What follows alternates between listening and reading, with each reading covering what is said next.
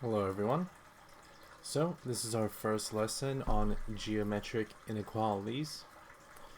This whole unit is basically about triangles because we're building up to this main theorem called the triangle inequality, which we'll get to on Friday. But until then, we're going to examine the first lesson. Today's lesson is examining the relation between the lengths of angles and the lengths of sides of a triangle. After that, we will develop a way to tell whether or not an angle, or a triangle I should say, is acute or obtuse just by looking at the side lengths.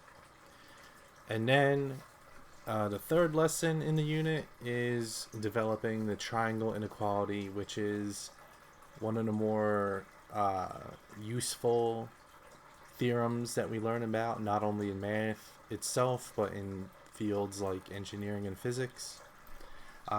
Even though it's called the triangle inequality, it's actually used from everything from stuff like vector distances in physics to, like, it's crazy, even like quantum physics and space-time and all that stuff.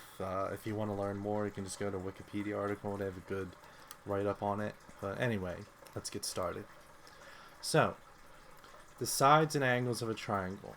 We want to draw a few triangles, label each triangle ABC, and compare the order of the lengths AB, BC, and AC from shortest to longest to the order of the measures of the angles, angle A, angle B, angle C. Make a guess about the order of the lengths of the sides and how it's related to the order of the measures of the angles in a triangle.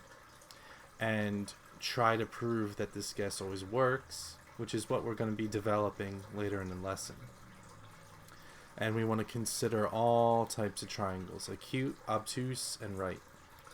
So we have our first triangle over here. We notice that, let's see, the largest angle is B, and the largest side is AC. So that's interesting. The smallest angle is the angle at C, and the smallest side is AB. And then the medium angle is this one at A, and the medium side is BC. So it seems like when we have the largest angle and we go to the opposite side, it determines what the largest side is. We want to look at the smallest angle and look at the opposite side to the smallest angle. We get the smallest side of the triangle. And therefore, the medium angle gives us the medium side. Let's see if that is true every time. So in our next triangle, this angle here is obviously the largest angle, and opposite to it gives us the largest side of 18. The smallest angle is the one at 26.6, and the small side is 8.8. And the medium angle is A, giving us the medium side on the opposite end.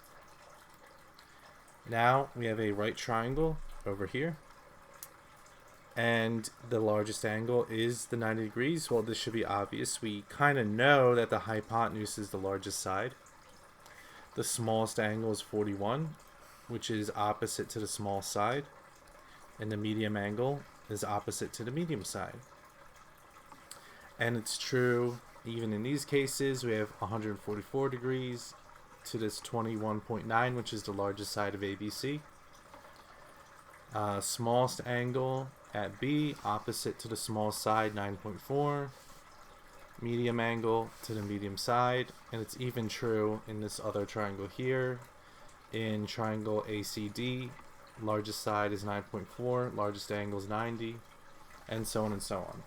So it seems that whenever you have the largest angle in the figure, such as the angle at B in our diagram on the left, if we draw a line opposite to it, AC, that must be the largest side.